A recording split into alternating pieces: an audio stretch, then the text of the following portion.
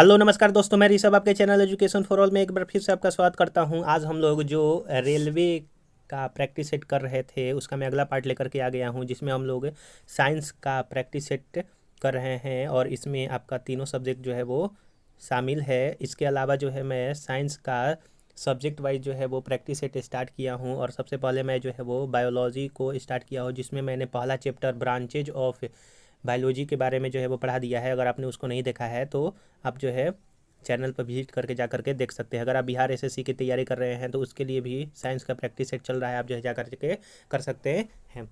तो चलिए आज हम लोग जो है वो आज का पहला क्वेश्चन करते हैं कि मानव गुर्दे में बनने वाली पथरी में अधिकतम पाया जाने वाला पदार्थ है कौन सा है। यानी कि किडनी जो किडनी होता है जिसमें स्टोन जो है वो फॉर्म हो जाता है, तो उसमें कौन सा जो है वो सबसे ज़्यादा होता है। तो उसमें आपका कैल्शियम ऑक्सलेट जो है वो उसमें पाया जाता है। इसमें जो मैग्नीशियम सल्फेट प्रकाश संश्लेषण में प्रमुख भूमिका जो है वो निभाता है। आपका मैग्नीशियम सल्फेट और सोडियम क्लोराइड सोडियम का एक अकार्बनिक यौगिक है, जिसे नमक या साधारण नमक के नाम से जो है वो जाना जाता है। यानी कि NaCl इसका फॉर्मूला होता है, आप ये याद रखिएगा। अगला क्वेश्चन है आपका, तो फर्स्ट नंबर का कैल्शियम ऑक्सलेट इसका आंसर हो जाएगा। दूसरा नंबर क्वेश्चन है कि प्रकाश संश्लेषण की क्रिया में किस प्रकार का प्रकाश सबसे अधिक प्रभावशाली होता है। तो लाल रंग का प्रकाश जो है वो सबसे अधिक प्रभावशाली होता है। लाल रंग के बाद इस क्रिया की प्रभावशालिता सबसे अधिक नीले प्रकाश में होती है और सबसे कम प्रभावशीलता रंग जो है वो बैंगनी में होता है। यानी कि लाल सबसे ज़्यादा जो है वो इफेक्टिव, मोस्ट इफेक्टिव आपका लाइट होता है, फिर उसके बाद आपका ब्लू कलर आता है और लास्ट में जो है आपका बैंगनी कलर सबसे कम होता है। आप ये याद रखिएगा। अगर आपको ये वीडियो पसंद आए तो वीडियो को लाइक कीजिएगा, अपने दोस्तों में शेयर कीजिएगा और अभी तक चैनल को सब्सक्राइब नहीं किए हैं तो चैनल को सब्सक्राइब भी कर दिया कीजिएगा। क्वेश्चन नंबर 3 है कि नाइट्रोजन स्थिरीकरण में लोग लोग हीमो माफ कीजिएगा नाइट्रोजन स्थिरीकरण में लेग हीमोग्लोबिन का मुख्य कार्य आपका क्या होता है। तो नाइट्रोजन स्थिरीकरण में जो आपका लेग हीमोग्लोबिन का कार्य होता है ऑक्सीजन का जो है वो अवशोषण करना, ऑक्सीजन का अवशोषण करना। नाइट्रोजन स्थिरीकरण में लोग हीमोग्लोबिन का मुख्य कार्य होता है ऑक्सीजन का अवशोषण करना, क्योंकि राइबोजियम जीवाणु ऑक्सीजन की अनुपस्थिति में कार्य करता है। आप ये याद रखिएगा। अगला क्वेश्चन है क्वेश्चन नंबर 4 कि कॉलम 1 को कॉलम 2 से जो है वो आपका मिलाना है। तो इसका ऑप्शन नंबर जो है वो आपका बी जो है वो सही आंसर हो जाएगा। 3 4 1 2 3 4 1 2 देख लेते हैं। लैक्टिक एसिड जो है वो आपका दूध में पाया जाता है। एसिटिक एसिड जो है वो सिरका विनेगर में पाया जाता है। फिर उसके बाद जो आपका साइट्रिक जो आपका सिट्रिक एसिड होता है वो लेमन में पाया जाता है, नींबू में पाया जाता है। और आपका जो ब्यूटेरिक एसिड होता है वो खट्टा बटर में जो है वो पाया जाता है। आप ये याद रखिएगा। जो दूध से दही बनता है वो लैक्टोबैसिलस बैक्टीरिया के कारण बनता है। आप ये भी याद रखिएगा। क्वेश्चन नंबर 5 है कि उस रासायनिक प्रतिक्रिया को क्या कहते हैं जिसमें ताप की उत्पत्ति होती है। तो उसको जो है वो एक्सोथर्मिक रिएक्शन यानी कि ऊष्माक्षेपी रिएक्शन कहते हैं, जिसमें ताप की जो है वो ताप उत्सर्जित उत्पत्त होता है, यानी कि उत्सर्जित होता है। इंडो जो थर्मिक रिएक्शन में जो है वो ताप जो है वो उत्पत्ति नहीं होता है। आप ये भी याद रखिएगा। धातु की प्राकृतिक होती है, तो जो नेचर ऑफ मेटल होता है, तो जो नेचर ऑफ मेटल होता है वो आपका उदासीन होता है, यानी कि न्यूट्रल होता है। धातुओं की प्राकृतिक विद्युत रूप से उदासीन होती है। इनमें धनात्मक एवं ऋणात्मक आयन नहीं पाए जाते हैं। धातु वे पदार्थ जो कठोर, चमकीले और आपका आघातवर्ध्य, तन्य, ध्वनिक और ऊष्मा तथा विद्युत के सुचालक होते हैं, उसको जो है वो धातु कहा जाता है। यानी कि जिसमें जो है वो चमक पाई जाती हो, मेलुएबल हो, डक्टाइल हो, good conductor of heat and electricity हो, वो जो है वो धातु कहलाते हैं। और धातु नेचर में आपका उदासीन होते हैं। अगला क्वेश्चन 7 नंबर क्वेश्चन है कि स्टील को कठोरता प्रदान करने के लिए निम्नलिखित में से किसकी मात्रा जो है वो मिलाई जाती है। तो स्टील को अगर हम लोगों को कठोर करना है तो हम लोग उसमें कार्बन की मात्रा जो है वो मिलाते हैं। स्टील जो होता है लोहा और कार्बन का एक मिश्र धातु होता है जिसके साथ अन्य मिश्र धातु तत्व व अवशिष्ट तत्वों की छोटी मात्रा होती है। साधारण जो लोहा कार्बन मिश्रण में कार्बन के वजन के अनुसार यह 0.002 से 2.1% तक जो है वो शामिल होता है। अगला क्वेश्चन है आपका कि एक जलीय घोल का OH माइनस सांद्र 1 × 10⁻⁴ है, तो घोल का जो है वो आपका pH मान कितना होगा? तो घोल का pH मान जो है वो आपका 10 हो जाएगा। अगला क्वेश्चन है कि एक धातु प्रायः अतिचालकता ग्रहण करती है, यानी कि a metal usually acquire super conductivity. तो सुपर कंडक्टिविटी वह जो है धातु कब करेगा? तो क्रायोजेनिक्स तापमान पर, यानी कि क्रायोजेनिक टेम्परेचर पर जो है वो आपका चला जाएगा। अतिचालक पदार्थ की खोज जो है वो 1911 में किया गया था, जब पारे को -269 डिग्री सेल्सियस तक ठंडा किया गया। तब जो है आपका अतिचालक पदार्थ का खोज 1911 में हुआ था, आप ये याद रखिएगा। अगला है कि निम्नलिखित यौगिक को उनके कार्बन बंध की लंबाई के बढ़ते क्रम के अनुसार व्यवस्थित कीजिए। जैसे एथीन, एथाइन और आपका एथेन दिया हुआ है। तो क्वेश्चन नंबर जो 10 है इसका आंसर जो है वो आपका हो जाएगा एथाइन, एथीन और एथेन जो है वो आपका लंबाई के बढ़ते क्रम के अनुसार आपका सही आंसर हो जाएगा।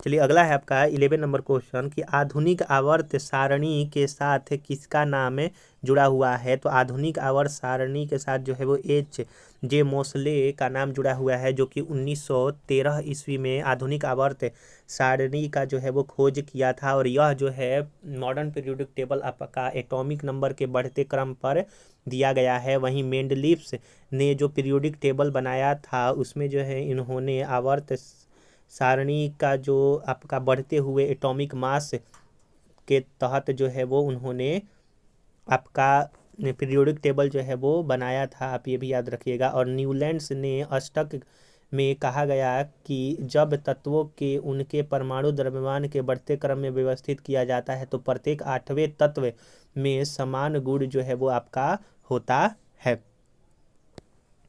अगला है 12 नंबर क्वेश्चन कि निम्नलिखित में से कौन सा लवण पानी में घुलनशील नहीं है? यानी कि which of the following salt is not soluble in water. तो BaCO3 जो होता है वो आपका वाटर में सॉल्युबल नहीं होता है। पोटेशियम कार्बोनेट सफ़ेद रंग का होता है और पानी में घुलनशील होता है, यानी कि ये option number A potassium carbonate जो है वो सफ़ेद रंग का होता है, पानी में घुलनशील होता है। ये अल्कोहल में घुलनशील आपका नहीं होता है।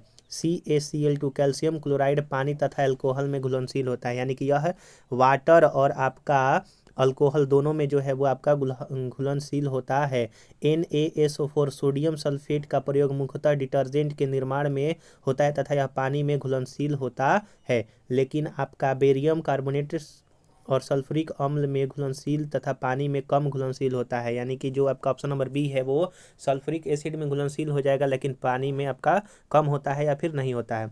ब्लीचिंग पाउडर का रासायनिक नाम आपका क्या है? तो ब्लीचिंग पाउडर को कैल्शियम हाइपोक्लोराइड जो है वो कहा जाता है। इसका फार्मूला CaOCl2 जो है आपका होता है, या फिर CaOCl2 से हम लोग जो है वो जानते हैं। और ब्लीचिंग पाउडर जो है वो आपका पानी को साफ करने में प्रयोग किया जाता है, आप ये भी याद रखिएगा।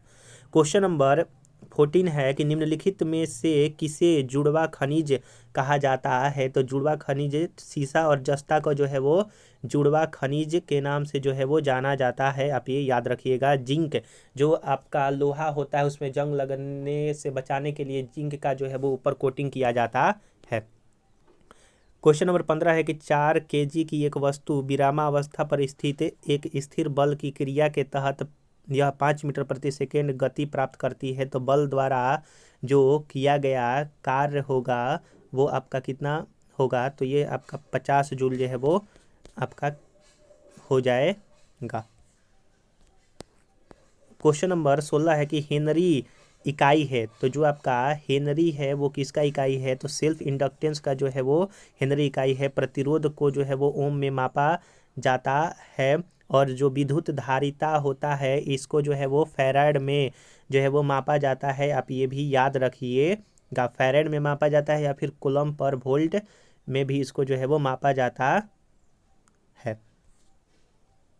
अगला है कि मनुष्य के मस्तिष्क की सबसे बाहरी झिल्ली कौन सी होती है, तो मनुष्य के मस्तिष्क की सबसे बाहरी झिल्ली जो होता है वो ड्यूरा मैटर जो है वो आपका होता है, जो कि मनुष्य की सबसे कठोर और सबसे बाहरी परत जो है वो मस्तिष्क आप में ये है।